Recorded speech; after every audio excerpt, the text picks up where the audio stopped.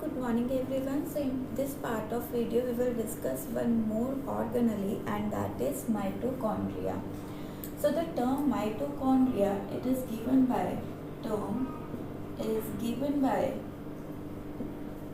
by scientist named Benda. If we talk about the position, so position wise this mitochondria, it is present free in cytoplasm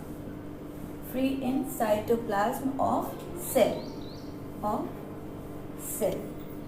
Now structure,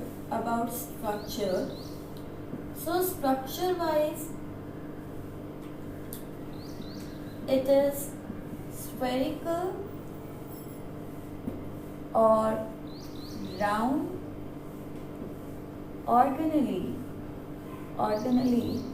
and it is called as powerhouse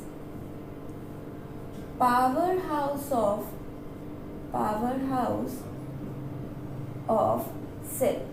Powerhouse is actually from where energy is synthesized. So inside the cell the energy is formed in this organelle, so that is why it is called power house. ठीक है, तो journal हम power house बिजली घर कहते हैं जहाँ energy बन रही है ना. तो सेल की एनर्जी कौन बना रहा है? Mitochondria. That is why mitochondria is called power house of cell. So reason is as energy currency, that is ATP is synthesized and stored here क्योंकि यहाँ पर एनर्जी करेंसी ATP सिंथेसाइज और store हो रही है. अब अगर हम बात करिए ATP क्या है, सो ये ATP आपका होती है adenosine triphosphate. Now we are calling it energy currency. देखिए करेंसी होता है, पैसा होता है जिसे देकर आपको कुछ मिले. तो यहाँ पर लाइकवाइज सेल के अंदर ये क्या है? Energy currency. यानी ये एनर्जी मॉलिक्यूल नहीं है, ये खुद एनर्जी नहीं है. जब सेल के अंदर ATP का क्या होता है? ब्रेकडाउन.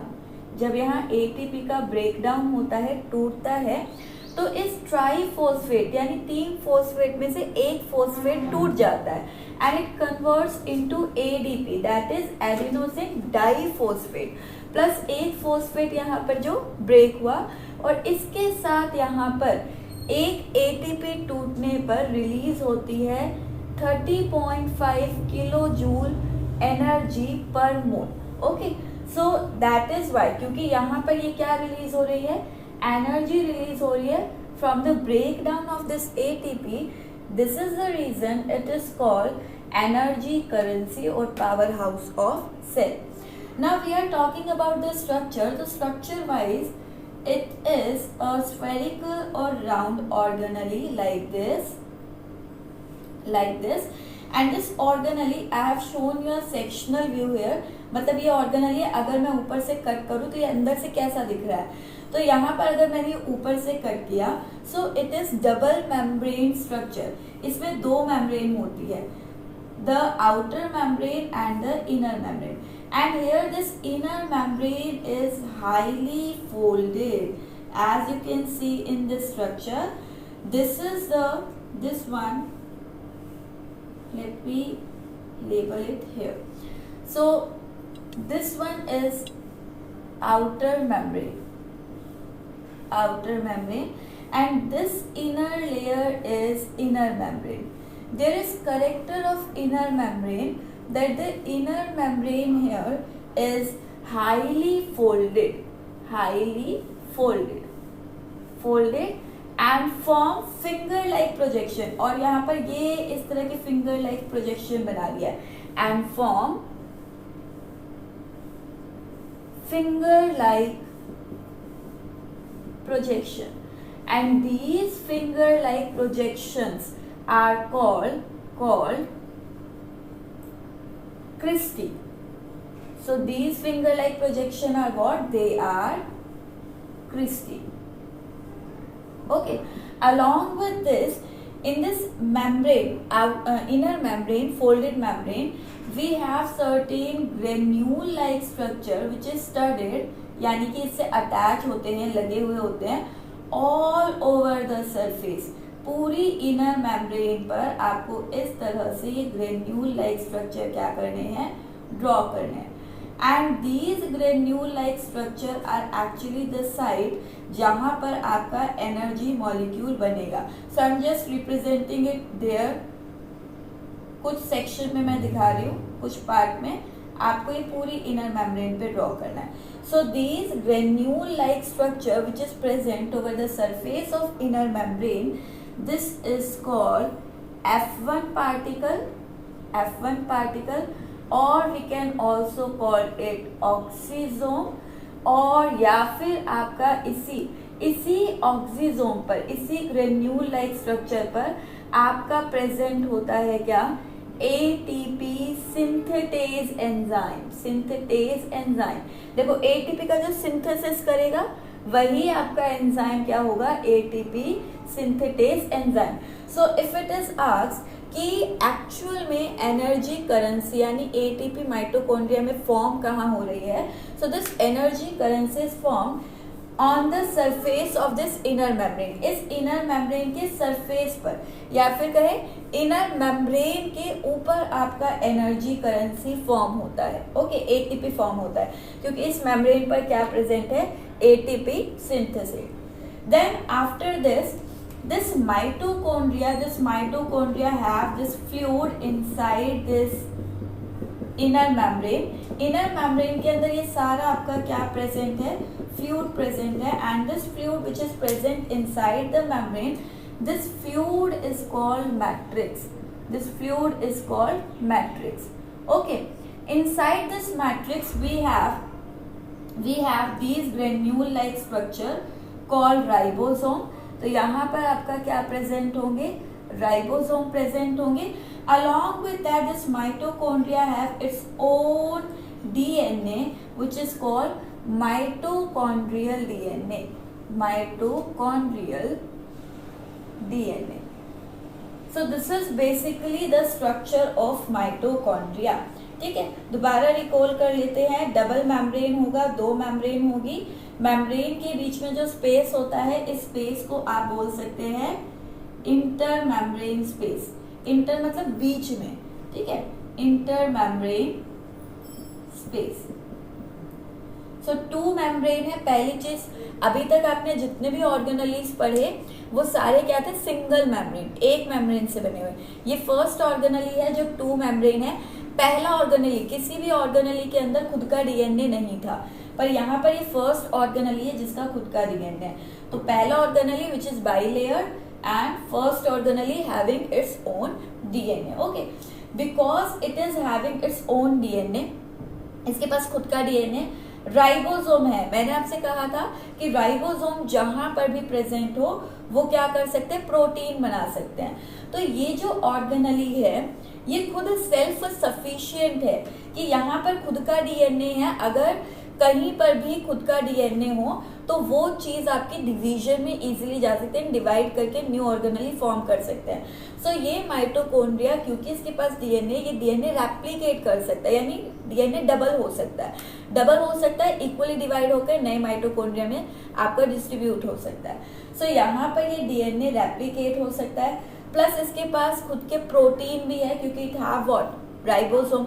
तो खुद के प्रोटीन है, DNA रेप्लिकेट हो सकता है.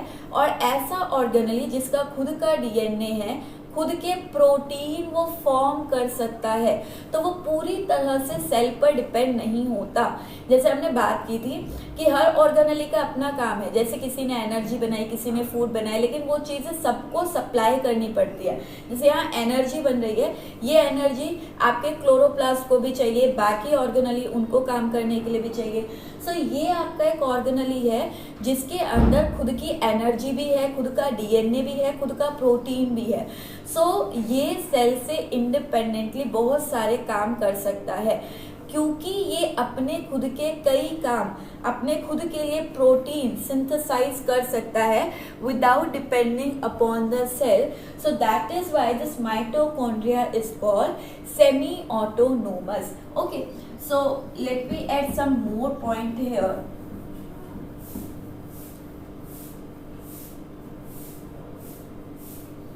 ओके, सो यहाँ पर आपका पहला पॉइंट है it is bilayered,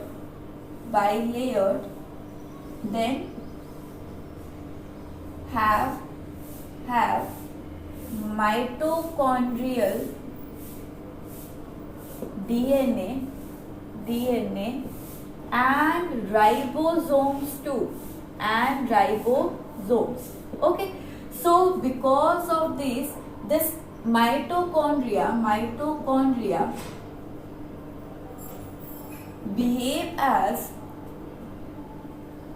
act as semi-autonomous organelle. And what is the semi-autonomous organelle? Means it synthesize. Semi मतलब होता है आधा, ऑटो मतलब होता है अपना ही, आधा अपना काम खुद कर सकता है. Means it synthesize its own proteins without depending on cell and also have DNA which replicates होता है डुप्लीकेट हो जाना या अपनी copy banana, which replicates and form its copy. So because of this character, this mitochondria is known as semi-autonomous organelle. Okay, now if we see what functions are performed by this mitochondria क्या function perform कर रहा है. सो यहाँ पर हम बात करते हैं, next point is functions perform by mitochondria.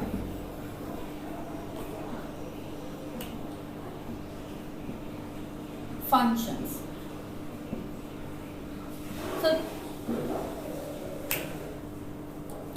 So the first function is it is the site of respiration.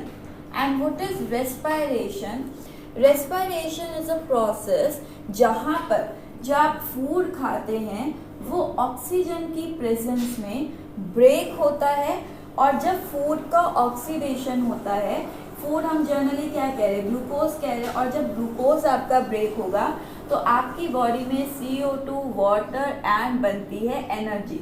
तो यहाँ पर भी क्या बन रही है, एनर्जी बन रही है ATP की फॉर्म में. सो क्योंकि यहाँ पर एनर्जी जो फॉर्म होती है वो कैसे हो रही है, जब फूड का ऑक्सीडेशन हो रहा है. ठीक है, फूड का ऑक्सीडेशन कहाँ पर होगा, माइटोकॉन्ड्रिया में. तो ये आपको याद रखना है, ये साइट है किसकी, रेस्पिरेशन की, where food oxidized to form energy in the form of ATP.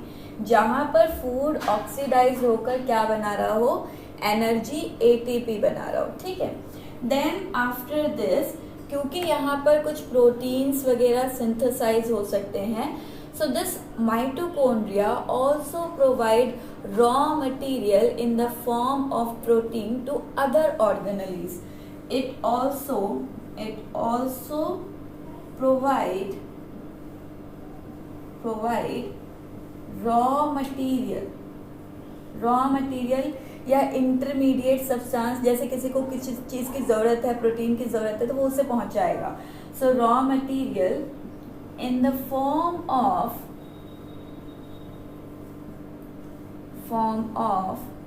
Protein to to other organelles, or we can say cell.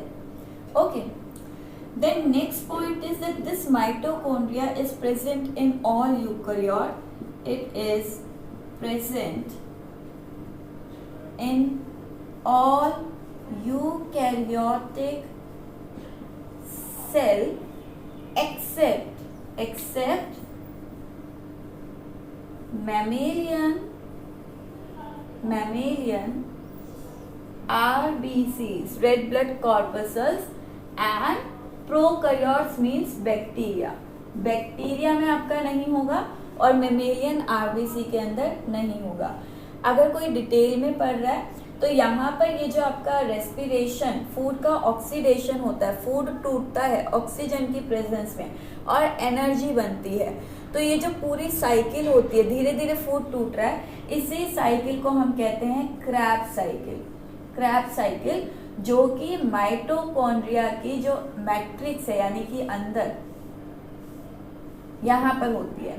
तो यहाँ पर माइटोकॉन्ड्रिया में आपकी चल रही होती है क्या, क्रैब्स साइकिल, जहाँ पर आपका फूड ऑक्सीडाइज होकर और ये मेम्ब्रेन पर एनर्जी फॉर्म होगी। Okay, so this is all about mitochondria. In the next part of video we will discuss few more organelles. Thank you.